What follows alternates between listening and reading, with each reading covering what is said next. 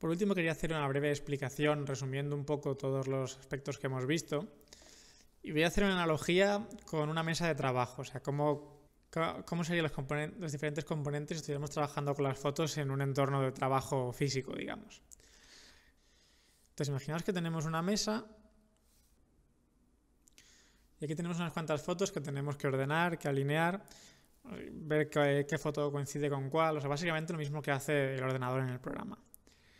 Entonces, si tenemos aquí las fotos, diríamos que estas personas que son las que van a ordenar las fotos serían la CPU.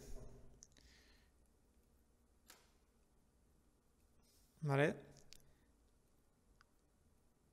Entonces, cómo de rápidas sean estas personas sería la frecuencia de reloj de la CPU, es decir, cómo de rápida funciona la CPU.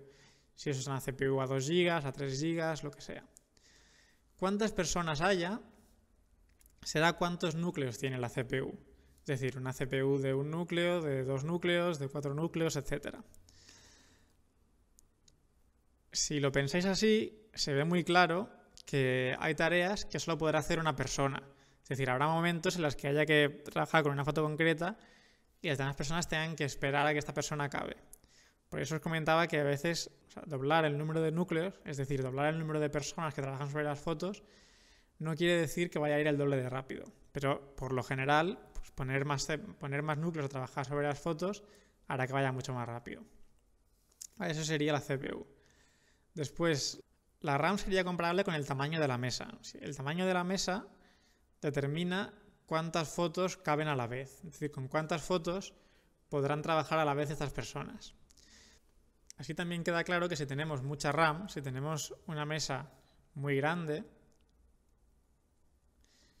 lo que podrán hacer estos trabajadores será poner muchas más fotos sobre la mesa y por lo tanto poder comparar mucho más rápido diferentes fotos entre ellas. Si tenemos una mesa muy pequeña, solo podrán poner pocas fotos a la vez y tendrán que ir constantemente sacando fotos del cajón y volviéndolas a guardar.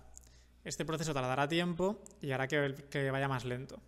Por lo tanto, si tenemos más RAM y podemos poner más fotos a la vez, tardaremos menos tiempo. Incluso en proyectos muy grandes, si la mesa que le damos es demasiado pequeña, va a ser imposible que encuentren todas las fotos que tienen que encontrar y el proyecto fallará. Esto sería el tamaño de la RAM. El tamaño de la RAM sería el tamaño de la mesa.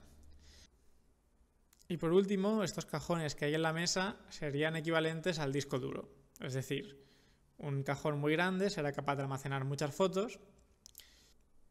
Y por último, si es un cajón más rápido, como por ejemplo un SSD, podremos sacar las fotos más rápido y eso acelerará todo el procesado. Para la GPU es más difícil encontrar una analogía, pero sería más o menos como darles a estos trabajadores una herramienta que acelere parte de sus tareas. O sea, básicamente es como si estas CPUs hubiera una tarea concreta en la que ellos son un poco lentos y con esa herramienta concreta pudieran procesar las fotos más rápidamente. Esto sería un poco cómo queda todo el tema de procesado, ¿no? Como los diferentes componentes. Esto sería la RAM, ¿no? La mesa sería la RAM. Y esto sería pues el disco duro o el SSD. Esto es un poco el resumen de cómo todos los componentes interactúan entre ellos y cómo cada uno de los componentes afecta al proyecto final y a la velocidad del proyecto final.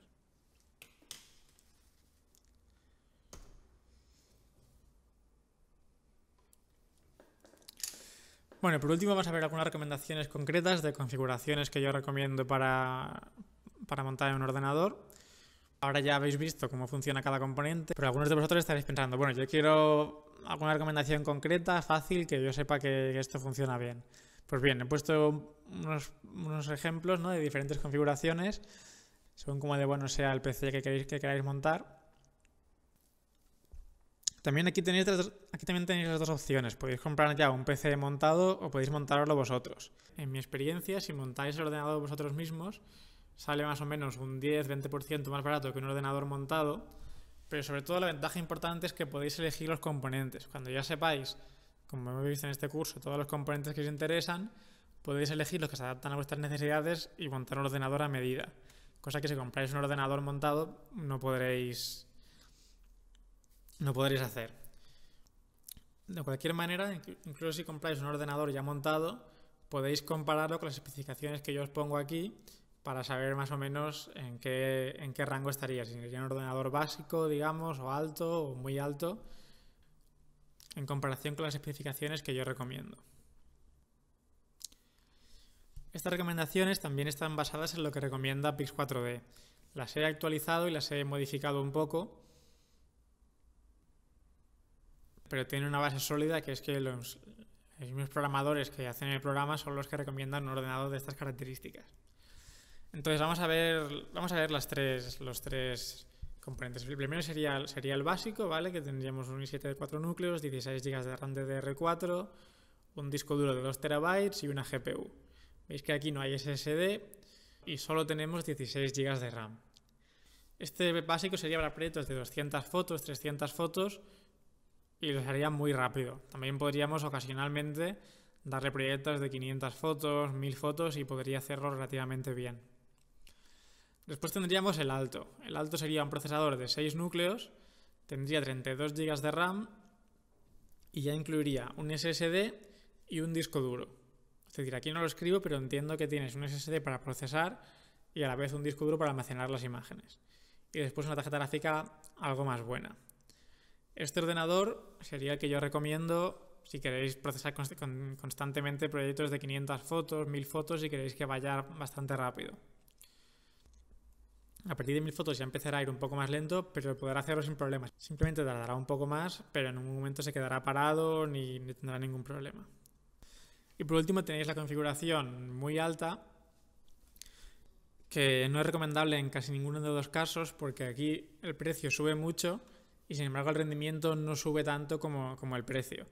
Por lo tanto, solo lo recomendaría para aplicaciones donde sea muy importante tener los datos muy rápidos. Si necesitáis datos en menos de una hora, podéis montar algo así y tendrá buenos resultados, pero no será algo competitivo en relación calidad-precio en comparación con estos de aquí.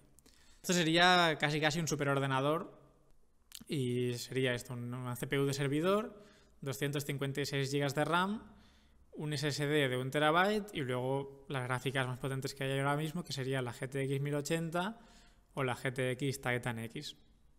Estos tres ejemplos os valen si buscáis un ordenador de sobremesa, pero si buscáis un portátil no os lo podréis montar vosotros, tendréis que comprar algo que ya esté hecho y no hay ningún portátil con estos procesadores, con el 6700K, ni con el 5800, ni con un Xeon. Entonces, ¿qué os recomiendo en un portátil? Pues sobre todo, como hemos visto antes, es muy común que los portátiles tengan procesadores más pequeños que también gastan menos. Pero en nuestro caso no queremos que gaste menos, sino que queremos que sea potente. Por lo tanto, ¿qué procesadores están bien? Pues toda la gama HQ de Intel. ¿Veis? El 5700 HQ, 4700 HQ, 5900 HQ, todos estos tienen puntuaciones decentes.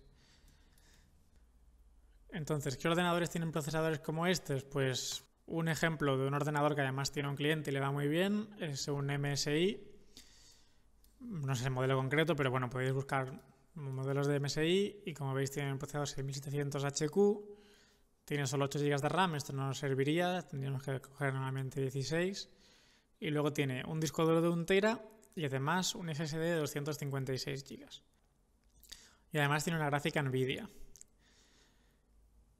Por lo tanto, este ordenador, si consiguiéramos una versión con 16 GB de RAM, por ejemplo, creo que esta sería la misma con 16 GB de RAM,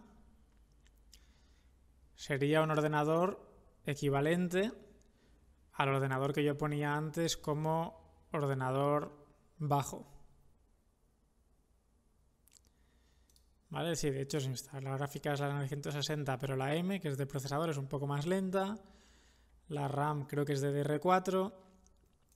Así que bueno, este sería más o menos un ordenador básico. En portátiles será muy difícil conseguir algo tipo las especificaciones del ordenador más alto y será imposible conseguir uno así. Otra opción buena de portátil sería el MacBook Pro, la versión de 15 pulgadas, que también tiene procesadores de estos HQ.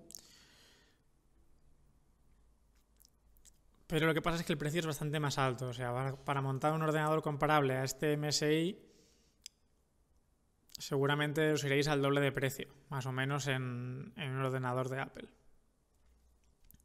Así que esto sería un poco lo que tenéis en la gama portátil. Ya veis que en un portátil es más complicado conseguir estas prestaciones. Pero para la gente que necesita sí o sí un portátil, un ordenador como este sería mi recomendación.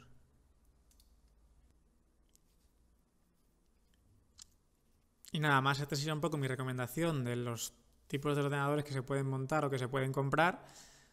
Después, evidentemente, la elección concreta tenéis que hacerla vosotros según las necesidades que tengáis, lo rápido que tengáis que tener los datos, el tamaño de los datos que vayáis a procesar y el presupuesto que tengáis, pues ya podéis elegir un poco el que os haga falta. Aquí un poco, igual que ya os decía con los drones, mi recomendación es que si ya tenéis un ordenador, probéis con probéis con el ordenador que tengáis. Que os salen bien los proyectos y los tiempos ya son suficientes, pues bueno, ya veis, ya con esto ya os sirve. Quizá también simplemente con alguna actualización al ordenador que tengáis, con ponerle más RAM, con poner alguna cosa, os vaya a ir mejor. Ahora que sabéis también qué hace cada componente.